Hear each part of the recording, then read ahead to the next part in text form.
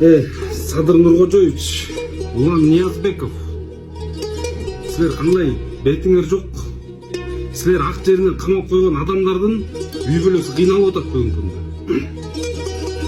Квартплатын төлөй албай, кредитин төлөй албай, ооруган бала чакасына дары дармек ала албай, ата энесине дары дармек ала албай. Силер ак жеринен камап койгондой адамды силер кудай болуп кеттиңерби? Түшүнгөн жокмун. Завхоз Улан Ниязбеков, сен өзүң фальшивый дипломуң менен алдыгы физкультурныйды заочный бүткөн шефиң өтөң эмненин баарына булгуп атасыңар? Ак жеринен отурасыңар, ак жеринен. Сен бир дагы тергөө ачкан эмессиң, сен бир дагы опер дагы эмессиң, тергөөчү да эмессиң, сен завхозсуң да, сен билбейсиң эч нерсени. Порядочный генерал да сен менен бир столдо отуруп чай ичпейт. Чай ичпек үчүн бир гектарга отуруп чычпайт сен мененчи. Өзүн сыйлаган генерал.